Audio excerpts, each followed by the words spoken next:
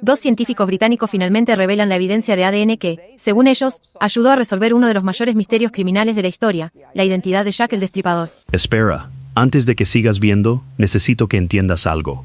Durante 137 años, la policía más famosa del planeta escondió un nombre. Lo escribieron a mano, lo guardaron en un cajón, y luego dejaron que el mundo entero se volviera loco, inventando príncipes asesinos, médicos satánicos y sociedades secretas. Mientras el verdadero responsable dormía a pocas calles de sus víctimas. Hoy no te voy a contar una teoría más. Te voy a mostrar el trozo de tela que, según 2 científicos, contenía la sangre de una mujer asesinada y algo mucho más oscuro, el rastro biológico de su verdugo. Un pañuelo de seda que nadie quiso creer durante 100 años terminó hablando en un laboratorio del siglo XXI. Y lo que dijo tiene un nombre. Quédate, porque al final de este video vas a saber exactamente quién era el hombre que Scotland Yard vigilaba en secreto. Y por qué, aún sabiéndolo, lo dejaron caminar libre por las calles de Londres. Una ciudad que aprendió a tener miedo. Corría el otoño de 1888. Si hubieras caminado esa noche por el East End de Londres, no habrías visto casi nada. Una niebla espesa, cargada de hollín de carbón, se tragaba las farolas de gas a pocos metros de distancia. Los londinenses la llamaban pea souper, sopa de guisantes, porque era tan densa que uno podía perder de vista su propia mano extendida. Bajo esa niebla se escondía Whitechapel, callejones sin salida, patios traseros, un laberinto construido durante siglos sin ningún plan. 900,000 personas amontonadas en unos pocos kilómetros cuadrados, muchas de ellas durmiendo de pie, apoyadas en una cuerda tensada de pared a pared porque ni siquiera podían pagar un catre. Y en ese laberinto, algo empezó a cazar. No hablamos de un simple asesino. Hablamos de alguien capaz de actuar con una precisión que dejaba helados a los propios médicos forenses de la época. Cortes limpios, movimientos deliberados, un conocimiento del cuerpo humano que no encajaba con la imagen de un vagabundo cualquiera.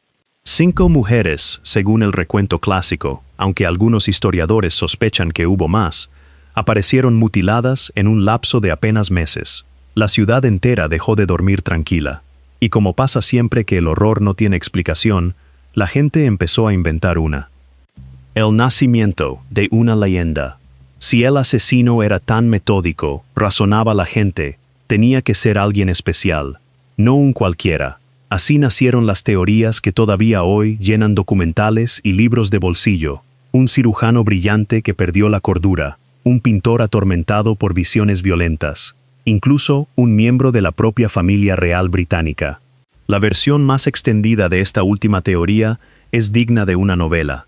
Se decía que el príncipe Alberto Víctor, nieto de la reina Victoria, habría tenido un hijo secreto con una mujer humilde del East End. Un grupo de conocidas de esa mujer, enteradas del secreto, habrían intentado sacar provecho de la información. Y para proteger a la corona, una logia masónica habría orquestado los asesinatos, silenciando una por una a las mujeres que sabían demasiado, dejando en cada cuerpo una firma quirúrgica pensada para simular la obra de un loco solitario. Es una historia perfecta para el cine. Tiene realeza, tiene secretos, tiene una hermandad en las sombras. Lo único que no tiene es una sola prueba real que la sostenga. Pero revela algo importante sobre nosotros como sociedad. Preferíamos imaginar al asesino como alguien poderoso, casi mítico, antes que aceptar que podía ser un vecino cualquiera. Mientras tanto, la policía se ahogaba en su propia investigación.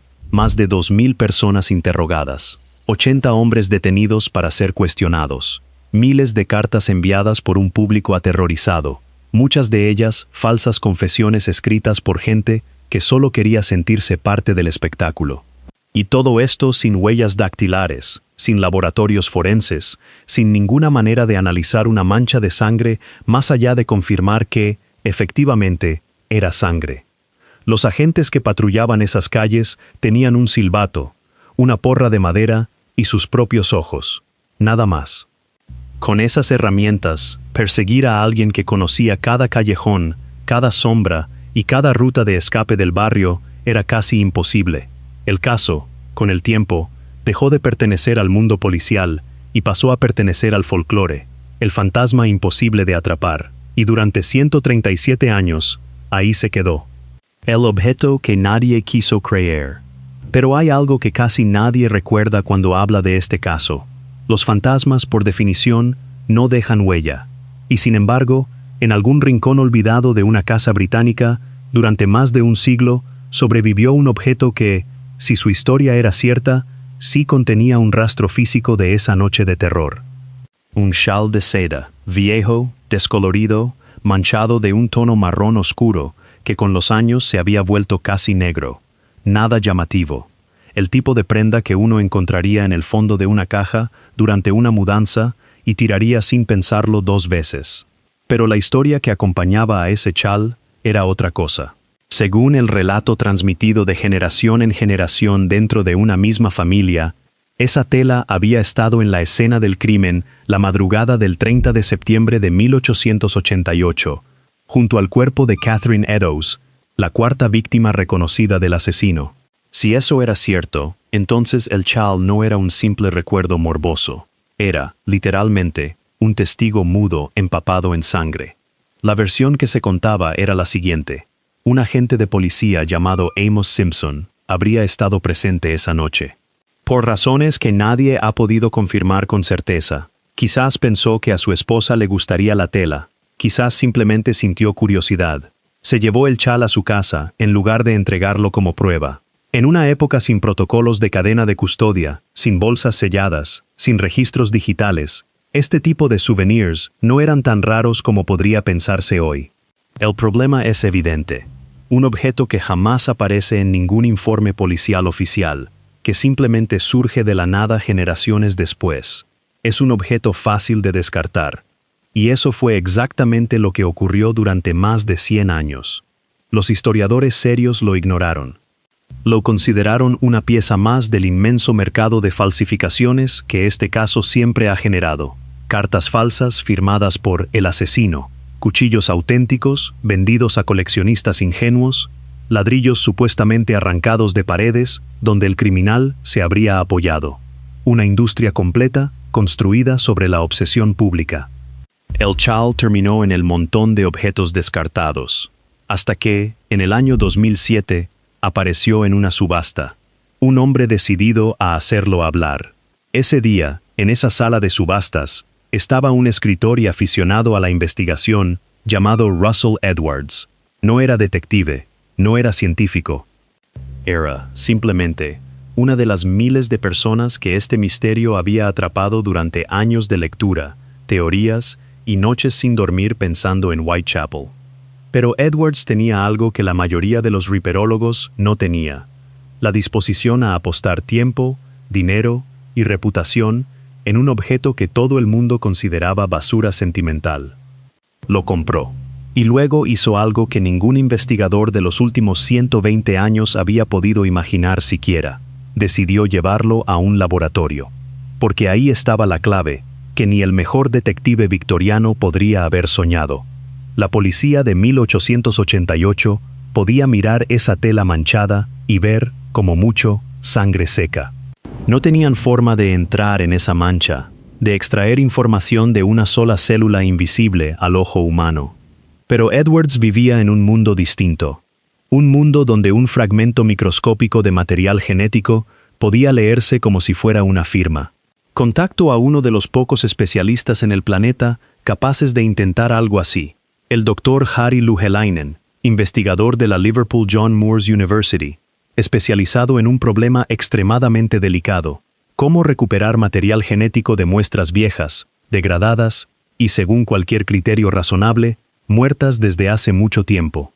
La ciencia contra el tiempo. Detente un segundo a pensar en lo que ese chal había vivido. Más de 125 años sin ningún tipo de conservación profesional. Doblado y desdoblado cientos de veces. Guardado en cajones húmedos, expuesto a la luz solar, manoseado por generaciones de familiares curiosos que ni siquiera sospechaban su verdadero valor. Cada una de esas manos, cada uno de esos años, era un enemigo directo de lo que Edwards buscaba. El ADN es frágil, el tiempo lo destruye, la humedad lo destruye, el sol lo destruye, y el simple contacto humano lo contamina, mezclando rastros de decenas de personas distintas sobre la misma superficie. Conseguir un perfil genético limpio y confiable de un objeto así no era difícil. Era, según cualquier estándar razonable, casi un milagro. Pero el equipo de Louhelainen encontró una puerta estrecha. No se enfocaron en la tela en sí, sino en las manchas más oscuras, las que, si la historia era real, eran el residuo directo del crimen. Ese tipo de residuo puede proteger material genético mucho mejor que una fibra expuesta al aire libre durante décadas. Ahí concentraron todo su trabajo, aislando con una paciencia casi quirúrgica los fragmentos más prometedores. Y aquí es donde la ciencia se vuelve realmente ingeniosa. No buscaban el tipo de ADN que la mayoría de la gente imagina, esa doble hélice guardada dentro del núcleo de cada célula. Ese ADN es poderoso, pero también escaso y extremadamente frágil. En una muestra tan castigada por el tiempo, lo más probable es que ya no quedara casi nada utilizable.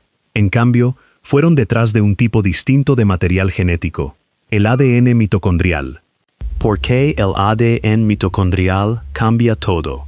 Cada célula de tu cuerpo contiene diminutas estructuras llamadas mitocondrias, encargadas de producir la energía que mantiene todo funcionando. Y cada una de esas mitocondrias guarda su propio pequeño fragmento circular de ADN, completamente separado del que está en el núcleo.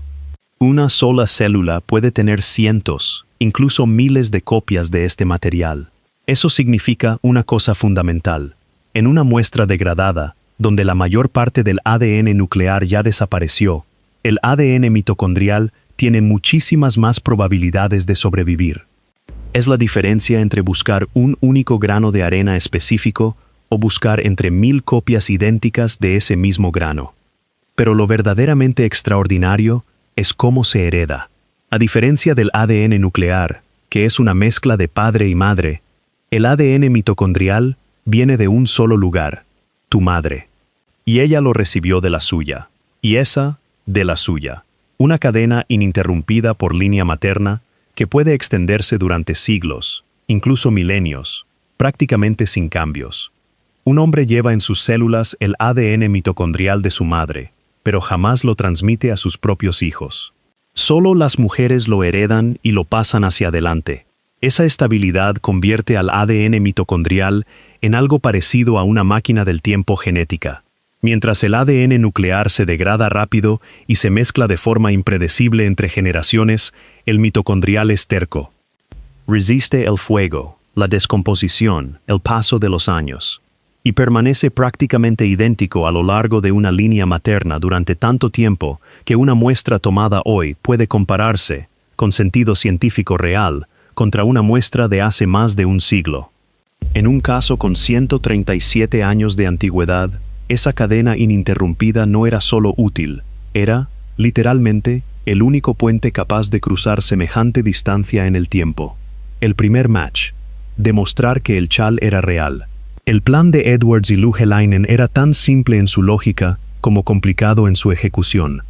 Si lograban extraer ADN mitocondrial del chal, necesitaban algo con qué compararlo. Una persona viva cuya línea materna se remontara, sin interrupciones, hasta alguien presente aquella noche de 1888.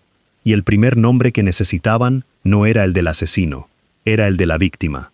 Porque antes de intentar identificar a un culpable, primero había que demostrar que ese trozo de tela realmente había estado en la escena del crimen. Si el chal era falso, cualquier coincidencia genética, con quien fuera, no significaría absolutamente nada. La autenticidad tenía que confirmarse primero. Así comenzó una búsqueda genealógica meticulosa, registros parroquiales, censos, actas de nacimiento y defunción amarillentas por el tiempo. El equipo rastreó, generación tras generación, la línea materna descendiente de la hermana de Catherine Eddowes, atravesando 2 guerras mundiales y la transformación completa del East End londinense. Contra todo pronóstico, la encontraron. Una mujer viva, con una vida completamente normal, sin la menor idea de que en su propia sangre corría un vínculo genético directo con una víctima asesinada en la época de los carruajes tirados por caballos. Le tomaron una muestra con un simple hisopo, un procedimiento indoloro de apenas unos segundos que conectaba, de forma literal, más de un siglo de historia. Compararon esa muestra con el ADN extraído de las manchas del chal, y coincidió, no de forma aproximada, no como una posibilidad entre varias. Una coincidencia directa entre el ADN mitocondrial de las manchas de sangre en la tela y el de la descendiente viva de la hermana de Catherine Eddowes. Ese hallazgo, por sí solo, ya era enorme. Significaba que el chal no era una falsificación más dentro del mercado de reliquias truchas. Significaba que esa tela había estado, literalmente, en aquel oscuro rincón de Mitre Square la madrugada del crimen, y que había absorbido la sangre de una mujer que apenas minutos antes seguía con vida. La segunda mancha, para Russell Edwards, esto ya habría sido suficiente satisfacción después de años de obsesión. Pero probar que el chal era auténtico era solo la puerta de entrada. Lo que venía después era la verdadera razón por la que este objeto podía cambiar la historia del caso. Porque si el chal había estado ahí, empapado en la sangre de la víctima, quizás también guardaba algo dejado por el propio agresor. Al examinar la tela con mayor profundidad, el equipo reportó encontrar, mezclado con los rastros de la víctima, otro tipo de material biológico. Manchas que, según su análisis, eran compatibles con fluido seminal. Ese único detalle cambia por completo el significado del objeto. Sugiere que el hombre que atacó a Catherine Eddowes no simplemente mató y desapareció en la niebla. En algún momento de ese frenesí violento, dejó también un fragmento de su propia biología sobre la misma tela que había caído junto al cuerpo de su víctima. Si eso era cierto, el chal dejaba de ser únicamente una reliquia relacionada con la víctima. Se convertía en portador de la firma genética del propio agresor, guardada en silencio dentro de un pedazo de seda durante el reinado de 6 monarcas distintos, esperando a que alguien, algún día, tuviera las herramientas para leerla. El equipo aisló esa segunda muestra biológica y repitió exactamente el mismo proceso. Extracción de ADN mitocondrial. Ahora tenían un perfil genético, no un nombre. El ADN mitocondrial no puede deletrear un nombre ni dibujar un rostro, pero sí una secuencia específica, una huella genética dejada, supuestamente, por quien había atacado y sangrado en esa plaza oscura. Lo que faltaba era alguien con quien compararla. Y no cualquier sospechoso sacado de la interminable lista de teorías populares, sino un nombre que ya estaba ahí, escrito en los propios archivos policiales originales, redactado por los mismos oficiales que persiguieron a este asesino cuando los cuerpos todavía estaban tibios. El sospechoso que la policía nunca olvidó. Aquí está lo que casi nadie tiene en cuenta cuando piensa en este caso. Obsesionados como estaban con príncipes, cirujanos geniales y sociedades secretas, los detectives de 1888 no eran, ni de lejos, un grupo de incompetentes. Habían caminado esas mismas calles. Habían tocado esas mismas puertas. Lejos del escándalo mediático y del pánico generalizado, habían elaborado su propia lista privada de sospechosos reales. Un nombre estaba cerca de la cima de esa lista. Un nombre que, para el público general, no significaba absolutamente nada. Un nombre que jamás vendería un libro sensacionalista ni inspiraría una película de Hollywood. El equipo buscó, una vez más, a través de la línea materna, hasta encontrar a una mujer viva descendiente de la hermana de ese sospechoso histórico. La localizaron llevando una vida completamente ajena a toda esta historia, sin sospechar que su propia sangre podría cerrar el caso criminal más famoso de la historia moderna. Le tomaron una muestra, simple, moderna, indolora. El equipo la llevó de vuelta al laboratorio para compararla contra la firma genética que creían pertenecía al agresor, extraída de la segunda mancha del chal.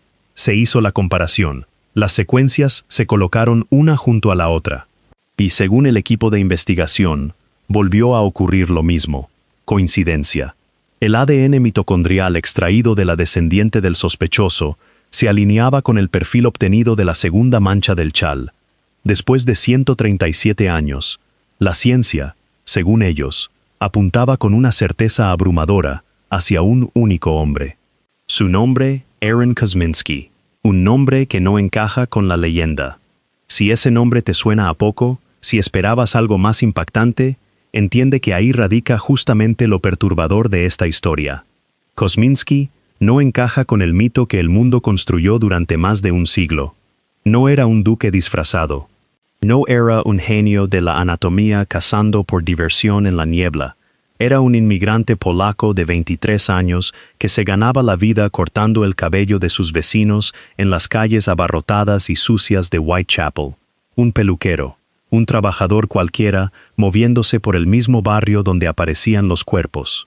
No era un fantasma que se materializaba de la bruma para luego disolverse otra vez en la leyenda. Era un vecino más. Vivía entre las víctimas, caminaba los mismos callejones, respiraba el mismo aire cargado de carbón, y la policía sabía exactamente quién era. Su vida había estado marcada por el sufrimiento mucho antes de aquel otoño de terror.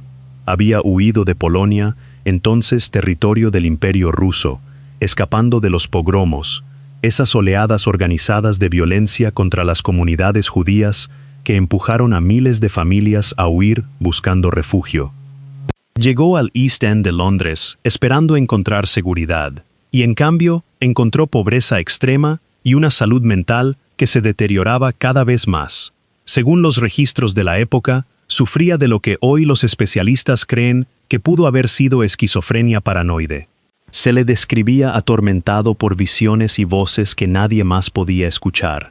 Y hay un detalle que aparece una y otra vez en los archivos originales: un odio profundo y violento hacia las mujeres. Esto no es una interpretación moderna inventada para hacer más dramático un video. Es literalmente lo que la propia policía de la época consignó por escrito. Y ahí está el verdadero escándalo silencioso de todo este caso. Mientras Londres entero perseguía cartas falsas y teorías fantasiosas, los altos mandos policiales estaban construyendo, en privado, su propia lista corta de sospechosos. El jefe de policía Melville McNaughton dejó constancia en un memorando interno de 1894, señalando a Kosminski como uno de los principales sospechosos, describiéndolo como un hombre con una fuerte tendencia homicida y aversión hacia las mujeres. Pero la pieza más reveladora de todas vino de más arriba todavía. El inspector jefe Donald Swanson, el hombre que había supervisado personalmente toda la investigación del caso, se llevó un secreto que guardó durante años. Ya retirado, mientras leía las memorias de su antiguo superior, escribió al margen del libro, en un espacio nunca pensado para ser público, una anotación privada. En ella afirmaba, en esencia, que el asesino había sido Kosminski, el hombre que terminó internado en un asilo y que murió allí. El oficial que dirigió toda la investigación había confirmado, en privado, el nombre que el mundo tardaría más de un siglo en escuchar. La historia entera había estado escondida en el margen de un libro, escrita a lápiz, la coincidencia que cierra el círculo, y ahí está el dato que se queda dando vueltas en la cabeza más tiempo que cualquier otro. Kosminski vivía en pleno corazón de la zona donde ocurrieron los asesinatos. Era conocido por su comportamiento peligroso. Y en 1000 Cells, su propia familia, incapaz ya de controlarlo o de protegerlo, finalmente aceptó internarlo en un asilo, donde permanecería hasta su muerte. En el momento exacto en que Aaron Kosminski desapareció de las calles, los asesinatos se detuvieron. No hubo más cuerpos mutilados al amanecer. No hubo más pánico. El terror que había paralizado al East End terminó, según los registros, precisamente cuando este hombre problemático, marcado por el odio y conocido en el barrio, fue apartado del mundo exterior. El mundo que permitió que todo esto pasara. Para entender cómo un asesino pudo operar durante meses sin ser detenido, hace falta entender el Londres de 1888. No era la ciudad elegante de sombreros de copa que muestran las películas. Era una ciudad dividida en dos mundos, mientras las familias acomodadas vivían en mansiones del West End. Whitechapel era uno de los lugares más hacinados y desesperados del planeta, con densidades de más de 1000 habitantes por acre en algunas zonas. No existía ninguna red de contención social. La pobreza no era una incomodidad, era una sentencia de muerte lenta. El corazón de ese mundo era la casa de huéspedes, el Doss House, donde alquilar una cama, o simplemente un espacio en el suelo, costaba apenas unos peniques por noche. Algunos lugares ofrecían solo una cuerda tensada de pared a pared para que los hombres se apoyaran a dormir de pie. Para las mujeres que terminaron siendo víctimas de este asesino, la vida era una lucha diaria por reunir esos pocos peniques necesarios para no dormir a la intemperie.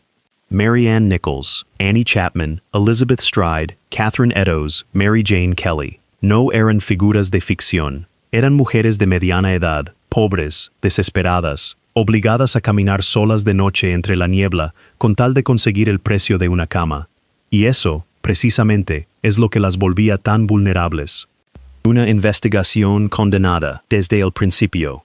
La policía de la época se enfrentaba a algo completamente nuevo para ellos. No existía el concepto de escena del crimen, tal como lo conocemos hoy. Cuando aparecía un cuerpo, la multitud se aglomeraba de inmediato. Los periodistas pisoteaban literalmente cualquier posible evidencia. En cuestión de minutos, el lugar quedaba completamente contaminado. No había huellas dactilares. No había forma de tipificar la sangre. Todo lo que tenían eran testimonios contradictorios de personas que apenas habían visto una sombra en medio de la niebla. Unos decían que el hombre parecía humilde. Otros aseguraban que vestía como un caballero, prácticamente inútil como evidencia. Y sin embargo, sí hubo pistas reales que la policía no supo aprovechar. Cerca del cuerpo de Catherine Eddowes, la misma víctima vinculada al chal, se encontró un fragmento ensangrentado de su delantal. En la pared, justo encima, alguien había escrito con tiza una frase que insinuaba culpar a la comunidad judía del barrio. ¿Era una pista dejada por el propio agresor? ¿Intentaba Kosminski, siendo él mismo judío, desviar las sospechas hacia su propia comunidad? Nunca lo sabremos con certeza, porque el comisionado de policía, temiendo que ese mensaje desatara disturbios antisemitas en la ciudad, ordenó borrarlo antes del amanecer. Con ese gesto, desapareció una de las pocas pruebas físicas reales que la investigación llegó a tener jamás. Después, llegaron las cartas. La tristemente célebre carta Dear Boss, querido jefe, fue la que le dio al asesino el apodo que quedaría grabado para siempre en la historia, Jack el Destripador. Hoy, la mayoría de los expertos coincide en que probablemente fue escrita por un periodista buscando vender más ejemplares, no por el asesino real. Pero cumplió su función. Desató un frenesí mediático y obligó a la policía a perseguir cientos de cartas falsas enviadas por gente que solo buscaba atención. Sin embargo, hubo una carta distinta, la llamada From Hell, desde el infierno, llegó acompañada de la mitad de un riñón humano conservado. La carta afirmaba que provenía directamente de una de las víctimas. Y aquí está el detalle escalofriante. A Catherine Eddowes le habían extraído precisamente un riñón. La grieta en la historia, la duda que persiste. Entonces, ¿está todo resuelto? ¿El caso más famoso de la historia criminal finalmente cerrado gracias al ADN? No tan rápido. En el momento en que esta investigación se publicó, en una revista científica especializada en 2019, los críticos reaccionaron de inmediato con una sola palabra: contaminación. Piénsalo bien. Ese chal pasó por las manos de un policía, después por generaciones enteras de su familia, después por coleccionistas, después por una casa de subastas, después por el propio Russell Edwards, y finalmente por un laboratorio moderno. Fue tocado, doblado, respirado durante más de 100 años. ¿Cómo puede alguien estar completamente seguro de que ese ADN pertenece realmente al asesino y no a cualquiera de las decenas de personas que sostuvieron esa tela entre sus manos a lo largo de más de un siglo? Esa pregunta es exactamente la que mantiene este caso, técnicamente, todavía abierto para muchos historiadores y científicos independientes que no participaron del estudio original. Entonces, ¿quién fue realmente? Así que aquí estamos, 137 años después de esas noches de terror en Whitechapel, con un chal de seda que aparentemente conecta a un peluquero polaco, enfermo y desesperado, con uno de los crímenes más estudiados de la historia. Con un inspector que, ya jubilado, dejó una confesión silenciosa escrita a lápiz en el margen de un libro. Con una investigación de ADN que unos consideran la prueba definitiva y otros consideran contaminada más allá de cualquier duda razonable. ¿Tú qué crees? ¿Piensas que la ciencia finalmente le puso nombre y rostro al monstruo de Whitechapel, que Jack el Destripador siempre fue, en realidad? Aaron Kosminski, escondido a plena vista mientras el mundo imaginaba príncipes y masones? ¿O crees que ese chal está demasiado contaminado como para confiar en él, y que el verdadero asesino sigue ahí afuera, en algún rincón de la historia, riéndose de todos nosotros? Déjame tu opinión en los comentarios. Los leo todos, uno por uno. Si llegaste hasta aquí, ya sabes que en este canal no contamos misterios a medias. Los investigamos hasta el fondo. Si esta historia te dejó pensando, te invito a suscribirte a Wise y activar la campanita de notificaciones, porque cada semana desenterramos un nuevo caso que la historia oficial dejó incompleto. Dale like si crees que la ciencia por fin encontró al culpable. Y cuéntame en los comentarios cuál otro misterio sin resolver te gustaría que investiguemos a continuación. Nos vemos en el próximo video.